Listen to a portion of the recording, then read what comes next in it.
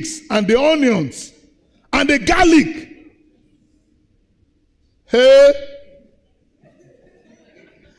Hey, onions. That is what people are. They want to go back to Egypt because of onions. How many of you eat onions here? Onions, you eat it for lunch. I mean, eating onions, you eat onions there alone. Okay, can you imagine they are celebrating ingredients and condiments for? They are not even celebrating rice or beans. So they will just celebrate. Look at the melon. Is it watermelon? Is it egusi?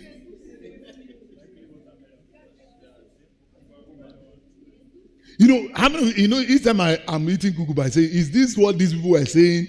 That they want to go back to Egypt?"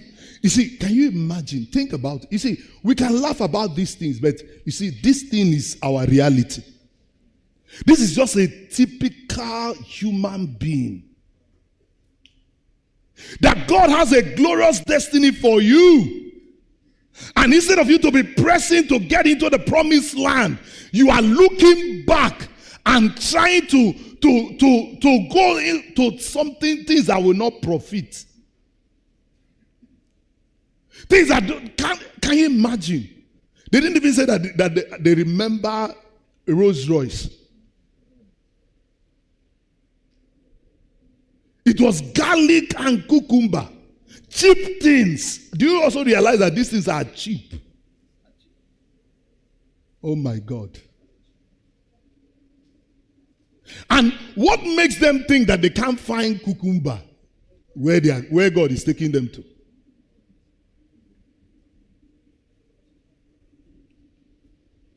What makes you think the thing that is trying to make you backslide, money, that is not where God is taking you to? In fact, let me tell you this. Where God is taking you to, oh my God, you have more than enough, abundance. I wish maybe if you have time, you see where God began to tell them the things there, where you will eat without scarceness.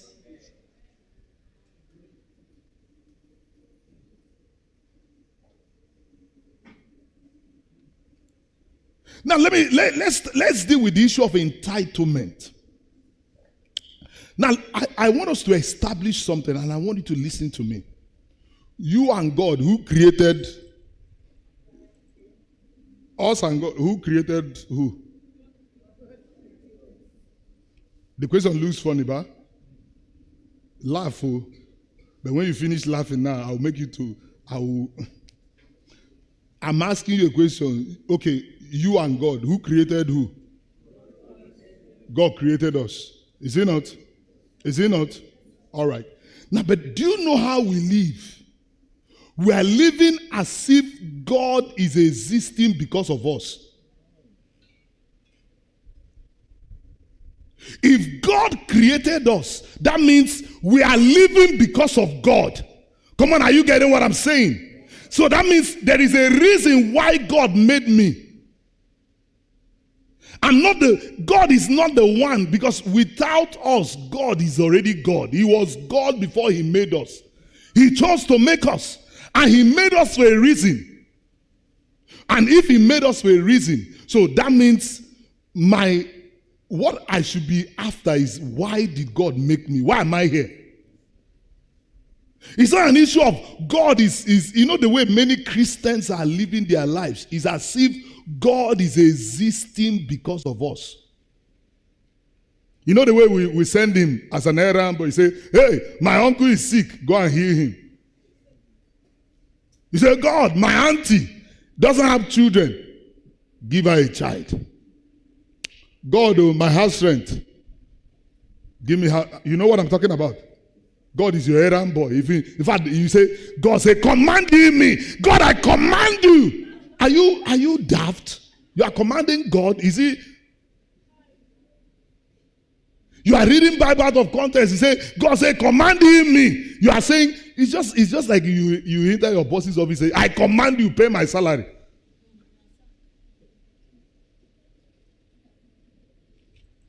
Come on, are you getting what I'm saying? You see, the way what I'm trying to tell you is this. All those things that you think that are your needs that are making you to murmur against God is because you are feeling entitled that God is owing you something. Are you aware that God is not owing you anything? How many of you applied before you were born? Let me see your hand. You wrote a letter to God and said, and I know if you had the opportunity to be born in Nigeria, you were together. Glory. John, are you planning to run? We change Nigeria, and then the other people, they start coming, then we now start charging them. You understand? Now, hear this. Revelation chapter 4, verse 11, the Bible says that God created all things for his pleasure. They are and were created. Now, I'm trying to help you to understand something.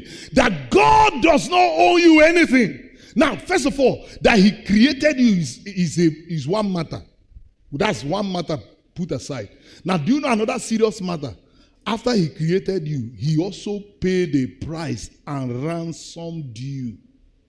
The Bible says that you are not your own. You have been bought with a price. So you see, because God created you, he already has right of ownership. And that notwithstanding, but because we are born into sin, he had to redeem us and paid with his life. Now, and he said, you know what the Bible says in 2 Corinthians chapter 5? He said that one died so that all who live will cease to live for themselves, but to live for the one who died and loved them. Now, what I'm trying to help you to understand is that God does not owe you anything. And if you understand that, you see, you are going to live a life of gratitude. You see, if you understand that majority of your prayer will not be give me, it will be God, what will you have me do? Why am I here? Is somebody hearing what I'm saying? So these people felt that God was owing them. So they will keep complaining.